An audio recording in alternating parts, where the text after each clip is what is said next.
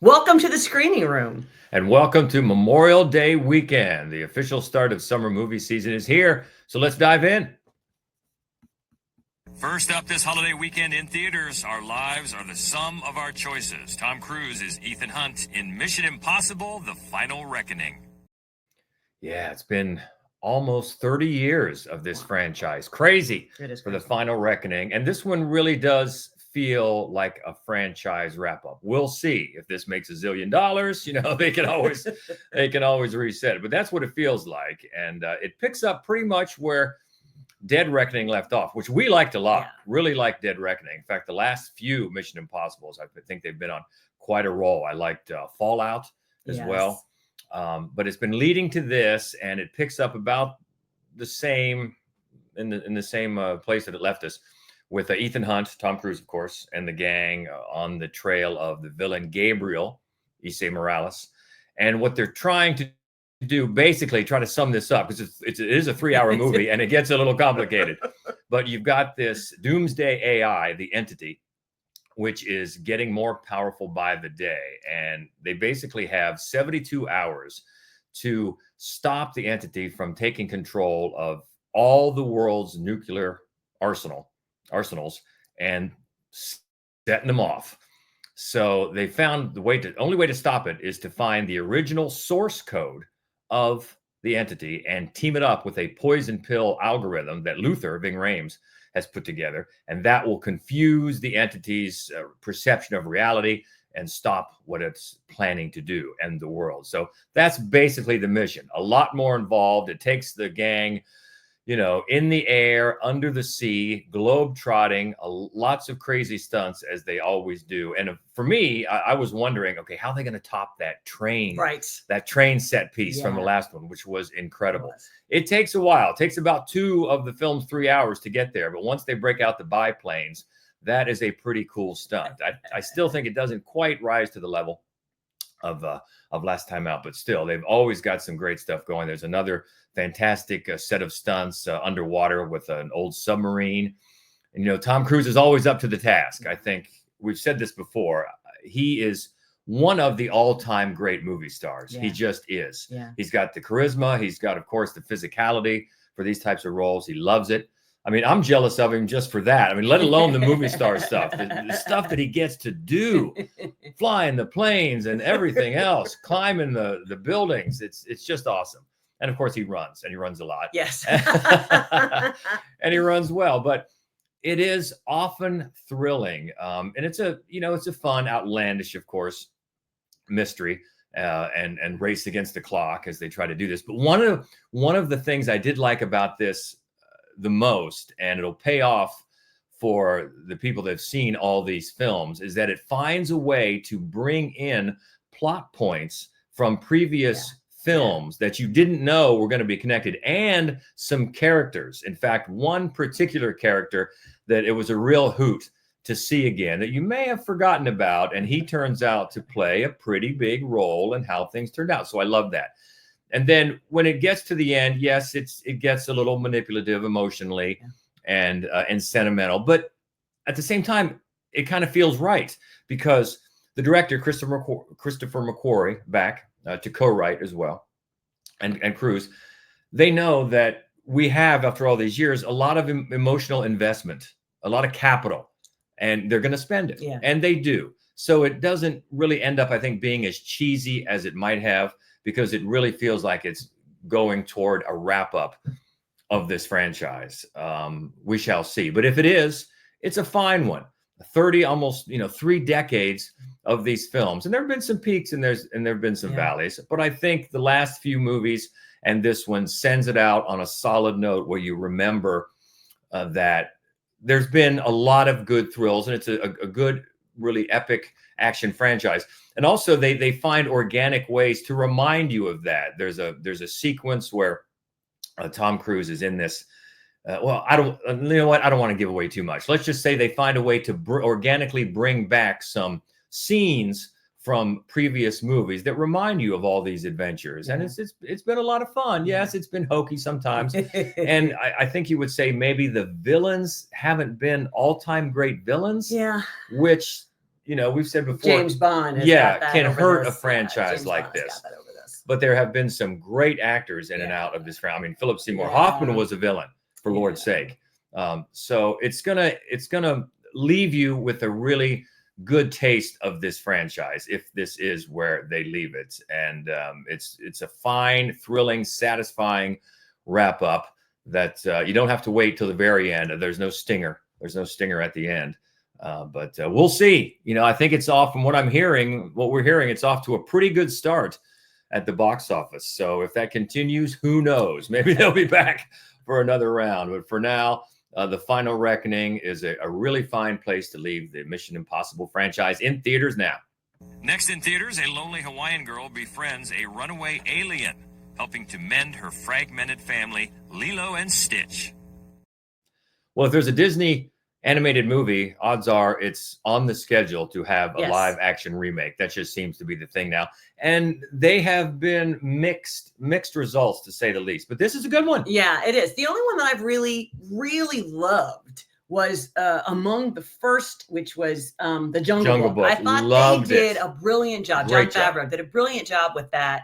And Lilo and Stitch, actually, once it gets going, you realize it's a good leap from animation to live action, because you start on an alien planet where this experiment from a deranged genius, this killing machine, Lilo, Stitch, he escapes the planet. So you begin with not traditional like hand-drawn animation, but all creatures and effects. And then he crash lands in Hawaii, which is one of the only places in the world that is as beautiful as animation.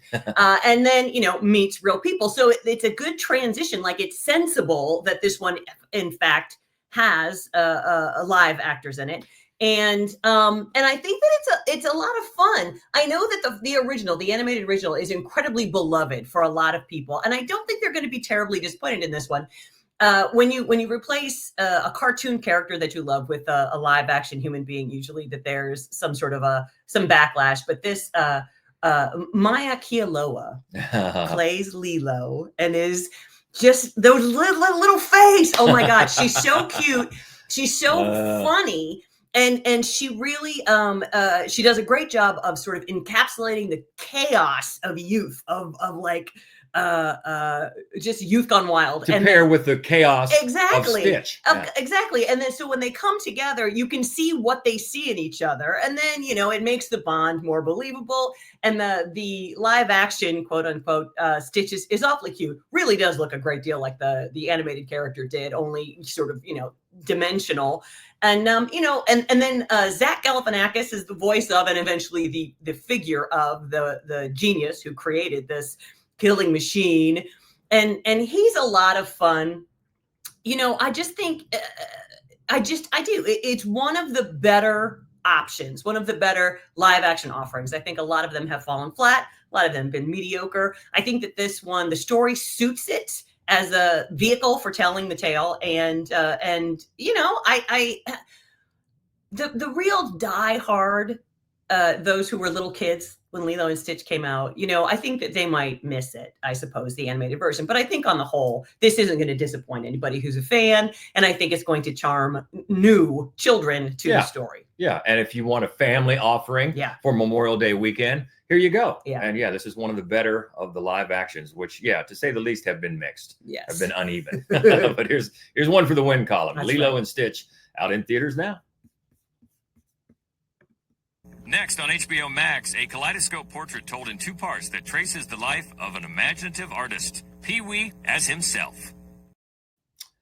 Oh my, how much have we been looking forward to this? Major Paul Rubens, Pee Wee Herman fans. In fact, five or so years ago, I got her for her birthday, one of those cameos, those celebrity messages from Paul Rubens. And I didn't know what to expect. I'd heard of other people that got one, and maybe the celebrity, 30 seconds, a minute, hey, happy birthday, goodbye. 8 minutes. 8 minutes of Paul Rubens just being the dearest message. It's so great. It is so great. But we digress. The fact is, we have a lot of emotion already for this story, and it's in 2 parts. Yep. on HBO Max, and it's just lovely, and it's a great look at the career for people that maybe weren't there in the 80s, don't understand the pop culture icon that Pee Wee Herman became. It's a good reminder. It's really hard to explain to people that weren't there, just how big it was and how important it was. So you get a look at his rise to creating that character, his rise to performing, his childhood, all that stuff, mainly in part 1. Right. You got a nice look about how he was formed, how this character was formed. And it's interesting to see the early versions of it. It's almost like when you see an early version of the Simpsons. Right. And it's like, well, it's not quite there. Right. It's not quite the one we remember. Same with Pee Wee. The voice isn't quite there yet, but it's getting there. So you see how all that came to form. And then part 2 gets a lot more intimate because you find out from the beginning a very important part of this. There's a great give and take with the director, MaddWolf, and Paul Reubens, because MaddWolf did not know that Paul Reubens was sick. No. And you know, and when you look at the way Paul Reubens talks, because they recorded 40 hours of interviews with Paul Reubens, and when you listen to some of what he says in light of the fact that he was dying and knew it, but the filmmaker didn't, it gives it so much more weight. But also, I think the actual conflict between what the director wanted to do and Paul Reubens wanting to control his message was probably as enlightening a part of the documentary, of the sort of story of who was Paul Reubens, as any of the footage that they give you. It's very interesting. The second part, you know, part 1 kind of ends, it does end with Pee-wee's Big Adventure. So ends on a high note. And so, you know, from the opening credits of the second one that we're going to go to the big downfall with the arrest and everything. And it does, the tone of it changes, but it's no less fascinating. And the thing I think that I found the most enjoyable was listening to people talk about what genius Pee-wee's Playhouse was as a TV show, and how sincerely Paul Reubens took that job as somebody who was offering educational entertainment to children. And it was a great show. And it was fun to see in this documentary all the different people who were on the show. Cher was on the show, but also the people who were stars, like regulars on the show. Lawrence Fishburne, the great William Marshall, Blackula, who is the king of cartoons. Just all of this, you know, it was such an important piece of children's television history. It was great to see that.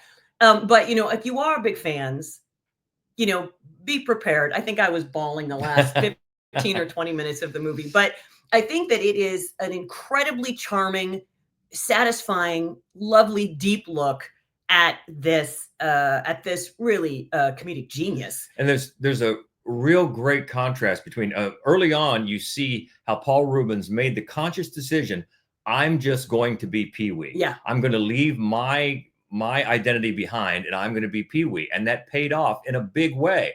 But at the same time, it contrasted with him hiding his own identity. Yeah. And he had to balance that, especially when he got into trouble and the arrest and things like that. It must have been a very strange life to lead because you're hiding yourself both professionally and personally, and that had to take a toll. And for people that aren't quite up on all the arrests and everything, there's some good context, some good facts behind that. Also behind some of his personal fallout with previous friends and co-creators. So there's a lot there.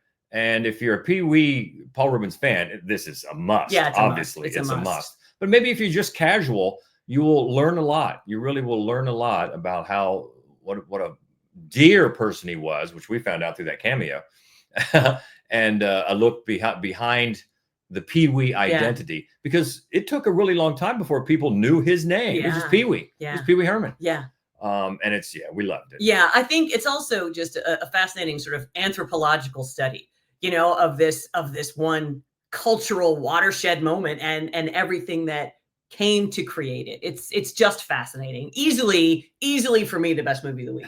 Yeah, we loved it. A two-parter. Yeah. I think together the running time runs about 3.5 3.5 hours, Maybe not quite. something like that. About Mission Impossible length. Between the two of them. So Pee-wee as himself in 2 parts now on HBO Max. Let's go back to theaters for the story of a suburban dad falling hard for his charismatic new neighbor in Friendship. Oh man, this movie. Where to start? We loved it. Let's start with that. Loved it. Love this movie. I was so weird. So weird. I was intrigued from the start because Paul Rudd he's not only a co-star, he's an executive producer. And it plays out. It's very interesting because it's almost like a bizarro I Love You Man. Right. Where this guy played by Tim Robinson, right? Yes.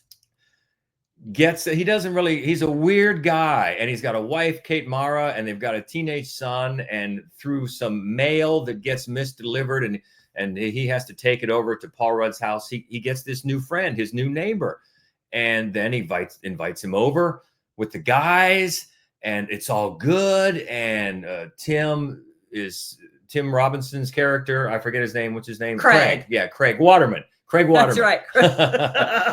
He's got these new friends and all this new power, and then things go horribly wrong, and they don't really want to hang out with him anymore. And it's based off, I guess, a show that we were not familiar with. Yeah. That Tim Robinson is, I guess, the main creator for, called I Think You Should Leave. And the more I read about this show, it really makes sense because you can see how this film is built up almost like a succession of sketches where you get to the point that someone might say, all right, I think you should leave now.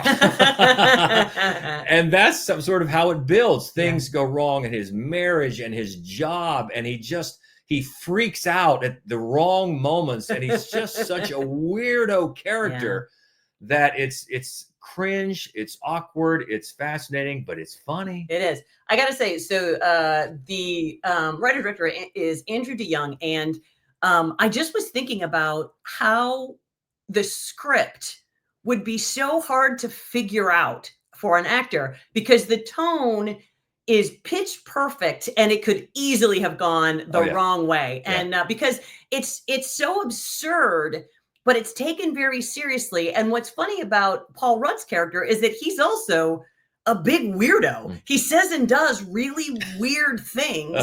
And so for a while you're thinking, well, he's sort of the catalyst. He's sort of the nutty guy until you really sort of get to know Craig. And the other thing that I absolutely loved about this movie, the number of movies that we see every year, you can generally kind of have a sense of where things are going. Never, not one time, not at one moment in this movie did I think I understood where it was going, but it's a really tight script. Every choice they made circles back to something else. It's all been set up for you. It's really well executed. Right down to the wardrobe, because I don't know. I didn't really catch where the movie's set. Maybe New York, maybe upstate New York, somewhere cold. And the coat that Craig wears tells you so much about his character and his wardrobe, which he really explains. But just the coat, you look at this thing, go, yep, that's the kind of coat this guy would wear. And it's just so fascinating. You can't, sometimes you're like hiding your eyes. What's it going to do? Because it's so socially awkward. But at the same time, you just can't believe where it's going. Yeah. And I can see where for some senses of humor, it might fall flat. But I'm telling you, if it hits you in the sweet spot, it's going to be hilarious. Yeah. And it's going to be something you just keep thinking about these characters. And they're so weird.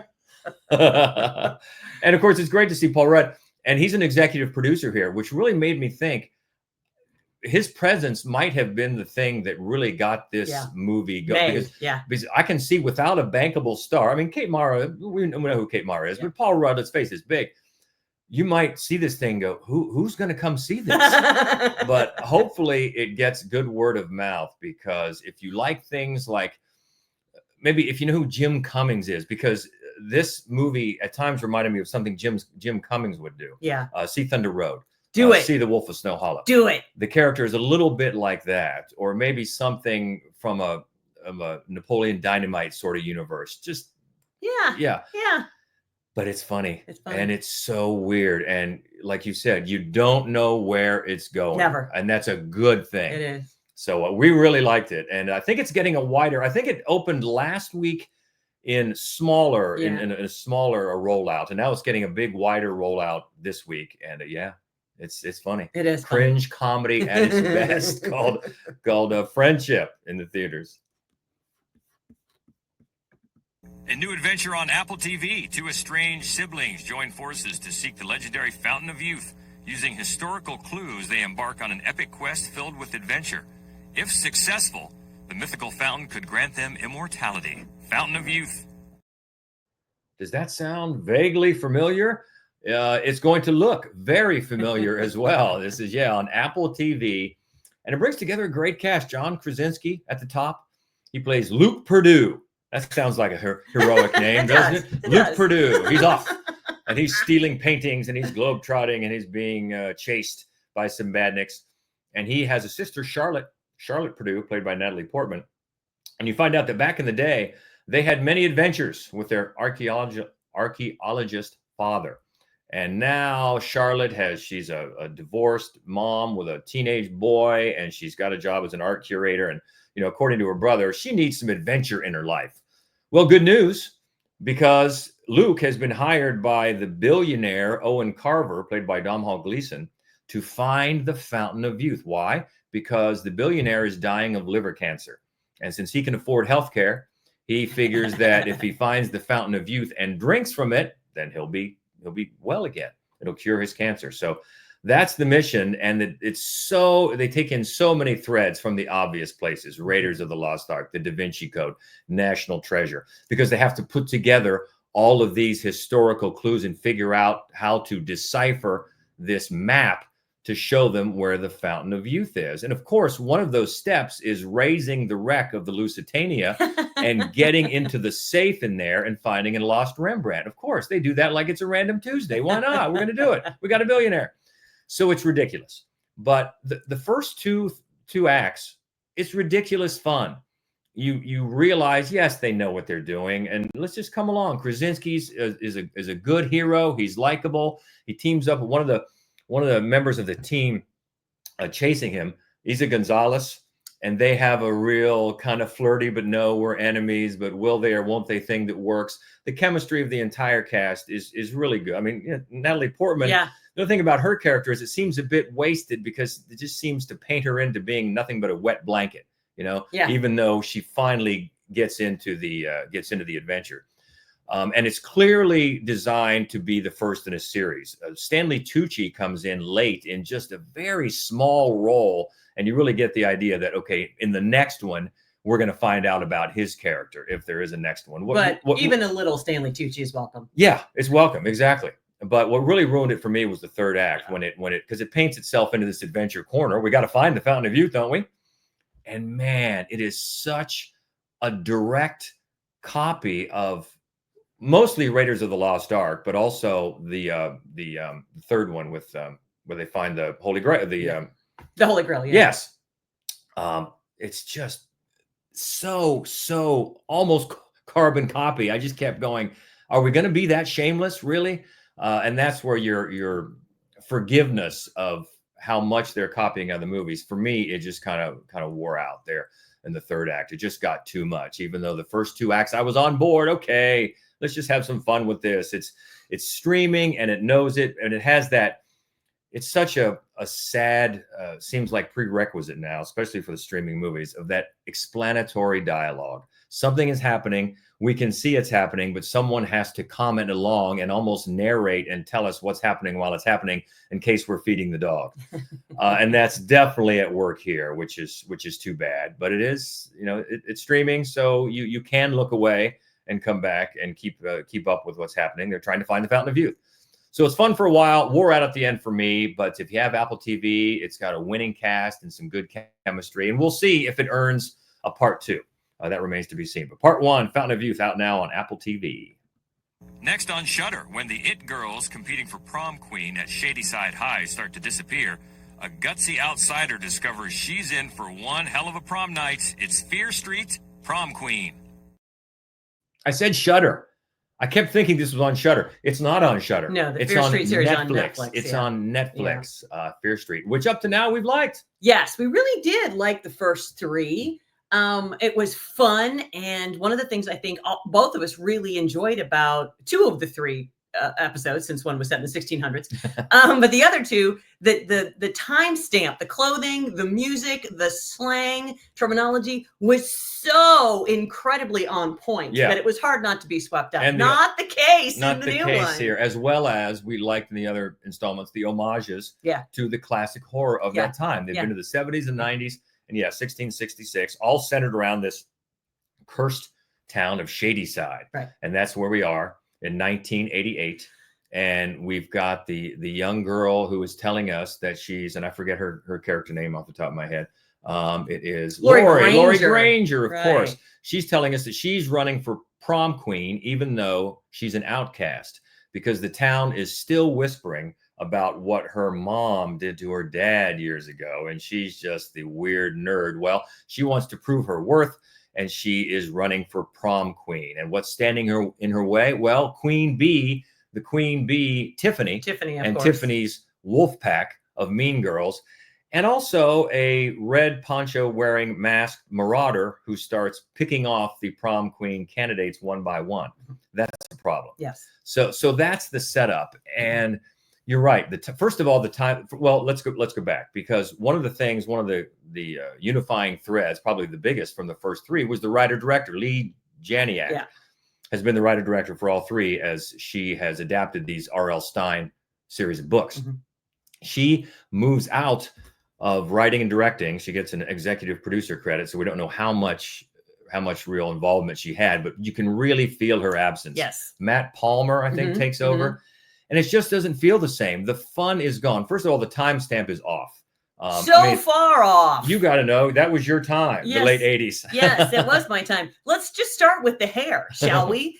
There's no big hair. There's no big hair. And I'm sorry, but there would have been a lot of big hair. And then the other thing is the music. I loved how on point the music was in the other series. And in this case, I don't think they play anything from 1988. They play a lot from 82 and 83, which in 88, they would not still be playing. Well, I did check, and they switched music supervisors as well. And you can feel that. You really the needle drops are 80s, but they're not there. No. And none of the clothes fits, works for the timestamp. None of the jargon they use, the way they talk, no way. So that takes away from the fun. Also, the homages they make to not only horror of the day, in the slashers, but to Heathers and Mean Girls, it almost seems like there's something they thought they had to do instead of understanding why and how to use it. All of it just seems like pieced together from maybe people that just aren't feeling it and are just trying to copy a formula that they really don't live with and really don't understand as well, because it's just, the fun is just gone. Yeah, there are some kills, there's some bloodshedding, you're going to expect that. But there's also some wasted performances. There are some wasted. Katherine Waterston and the great Lily Taylor are both in this movie. I don't know why. They're especially Lily Taylor. Yeah, especially Lily Taylor. She's just wildly underused. Yeah, and then the identity of the killer, never much in doubt. No, really. No, that was not a surprise. No. They try to throw a little bit of a curveball at you at the very end, but you can see that coming. So yeah, disappointing. Really liked this series, but this one just the fun is taken out of it. Yes. And so it just kind of sat there. Just kind of sat there for us, and not a good extension. So we'll see where they go next. But I think they got to bring Lee Janiak back to get the fun vibe of the first 3. So disappointed not on Shudder, on Netflix. A bit disappointed in Fear Street Prom Queen. But let's go to Shudder, shall we? And we'll head back to Shudder. When the family patriarch dies, a grieving mother and daughter risk their lives to perform a brutal resurrection ritual and bring him back from the dead. The Surrender. Ooh. Yeah. Okay. Shudder. Yes. We love the Shudder originals. Normally they're on it. I mean, they have a dud every now and then, but you can usually look forward to something good. Yeah. And this is it's writer-director Julia Max.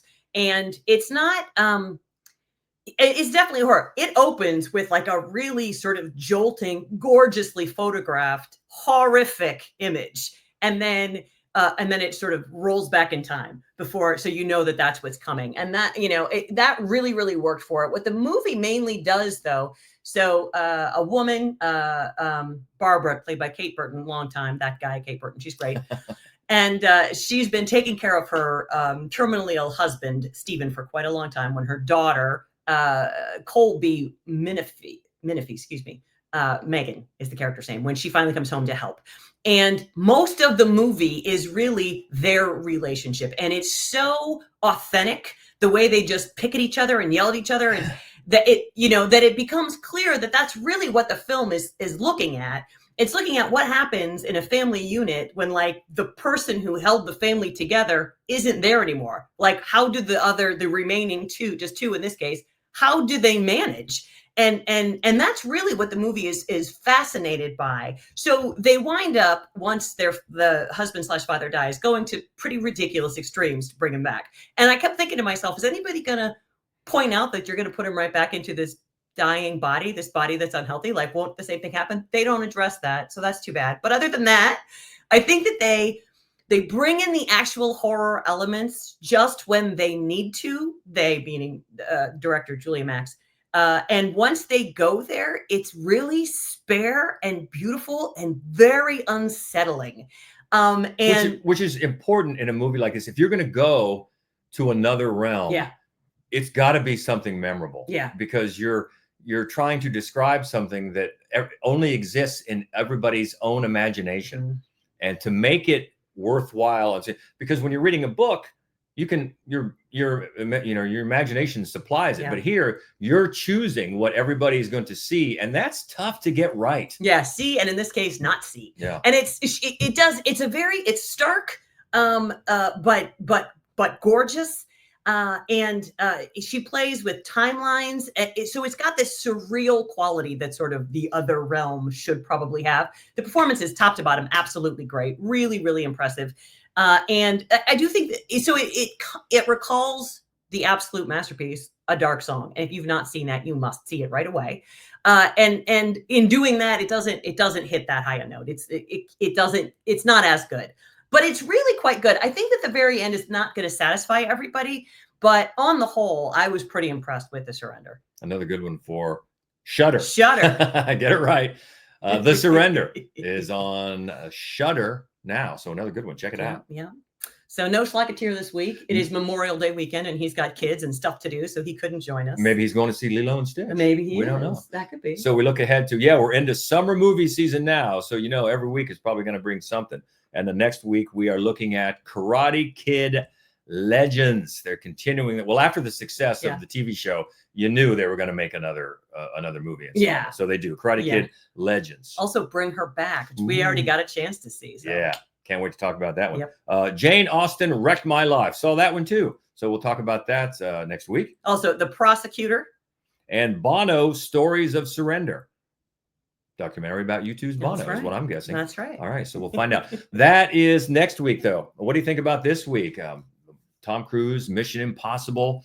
We've got the Lilo and Stitch for the family, or anything over the last few weeks. We love to keep the conversation going about the movies. You can find us easily anytime. It's MaddWolf Columbus on all the socials, and we'd love to get your reaction to any of these. And until next week, enjoy the movies. Have a great holiday weekend. Be well.